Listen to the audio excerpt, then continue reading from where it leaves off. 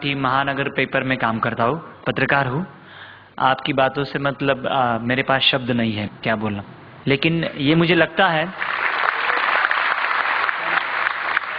कि भारत में हिंदू और मुस्लिम एक होने के लिए कुछ ना कुछ होना चाहिए, ऐसा मुझे लगता है। मैं करता आया हूँ 10-12 साल से, लेकिन आपके मुंह से मैं ये सुनना चाहता हूँ कि भारत में बस्ती में, मैं तो 40 गांव इस गांव में रहता था, मुंबई में रेजुलेटी के लिए आया हूँ। बस्ती बस्ती में जो हिंदू और मुस्लिम हैं, इनके दिल में अगर गलत फहमी है, और वो है भी सही मायने में कुछ हद तक है, तो वो दूर करने के लिए आपकी क्या सुझाव है कि हिंदू और मुस्लिम दोनों कम्युनिटी के लोग कैसे इकट्ठे आ सकते हैं? Brother, that's a very good question. That what is the suggestion from me that how can we get the Hindus and Muslims on a common platform? How can we come together? The reply to this is, I have given a talk on similarities between Hinduism and Islam. I have given that talk in Bombay, I have given the talk in Chennai, I have given in other parts of India, and we find there that tens of thousands have attended. In Bombay about 20,000, in Chennai a similar number, and other parts of India, and many non-Muslims have attended, many Hindus have attended, thousands of them, and many of them told me that, Brother Zakir, there was a person, just a comment, that what I did not know about Hinduism in the past 40 years of my life, I have learned in the past 4 hours. I follow the guidance of the Quran of Surah Al-Imran chapter 3 verse 64, which says, Ta'alaw ila kalmatin sawa'in bainakum. Come to common terms as in us and you. Which is the first term? Allah na'budu illallah. That we worship none but one God. What we realize, that I don't believe in interfaith dialogue. We say that Hinduism is the same, Islam is the same, Christianity is the same. This is just a gimmick. If I ask the Hindu Pandit, will you become a Muslim? He'll say no. If I ask the Muslim, will you become a Christian? He'll say no. If I ask the priest, will you become a Hindu? He'll say no. So what is same? It's not same. We have to agree that there are differences, but there are similarities also. Let us agree at least to follow the commonalities. What is different, keep it aside. So what I say, that take all the religious scriptures, whether it be the Bhagavad Gita, whether it be the Veda, the Upanishad, the Bible, the Quran, at least what is common, what is different, keep it aside, we can discuss some other time, but at least what is common, let us agree to follow it. And I've given a talk and I've showed so many similarities. So many. So you can refer to my video cassette. And what happens, many of them are not aware, the Muslims are not aware of their religion. Similarly, the Hindus are not aware of their religion. Many of the Muslims objected. Similarity between Islam and Hindu is impossible. So many of the people came in the talk to attack. The Rabbi, I'm saying, what nonsense. Hindu and Muslim same. Ho hi nahi sakta hai. But when they heard the talk, they were shocked. Those who came to attack, they agreed with the talk. Similarly, many Hindus came.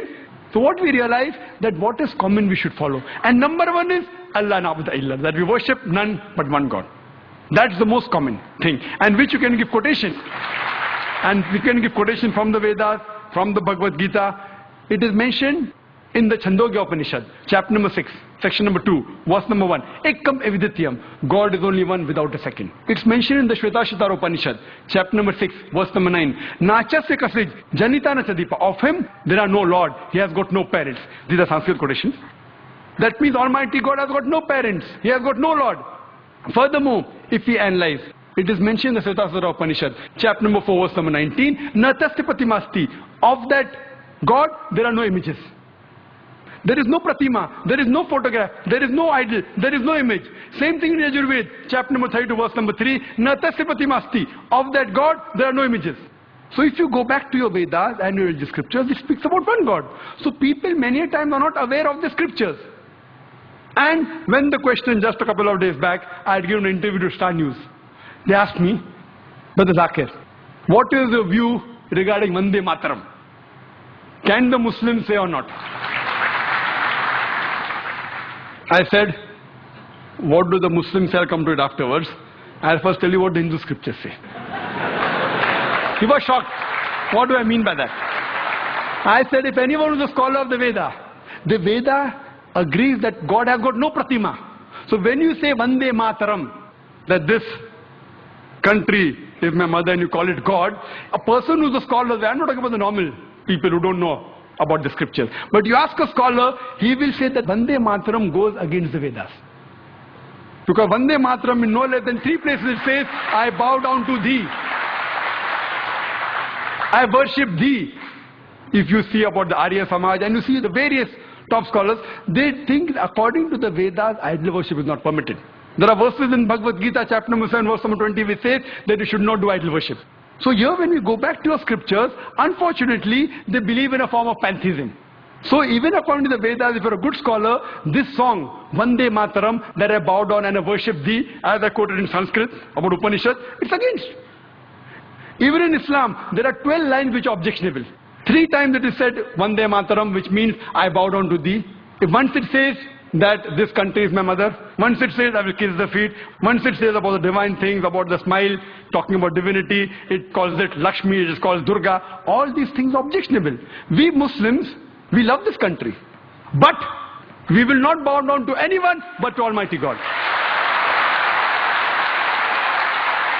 Even a mother who has born in a womb for 9 months, we love her, we respect her, but we will not bow down to our mother. To our own mother.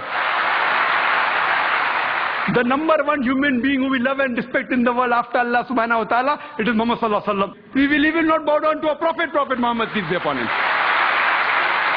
Is it required that we should sing this song, Vande Mataram? It is a political gimmick. Politicians, they thought they get the vote bank. They even made a gimmick on the date. You know when it was written by Bankim Chand Chattopadhyay in 1876. It was published in 1882. Now where is century come now? And where 7th September? They made a mistake, the politician, political gimmick. Furthermore, even a Muslim living in Saudi Arabia, he cannot bow down to his country, Saudi Arabia. Even a Muslim living in Pakistan cannot bow down to Pakistan. It is shirk. So to say that the Indian Muslims are not patriotic, it is our religion. Our creator, our God who has made this country is far superior. So we love this country. When required for the truth, we are willing to die for this country. But we will not bow down to anyone but Almighty God.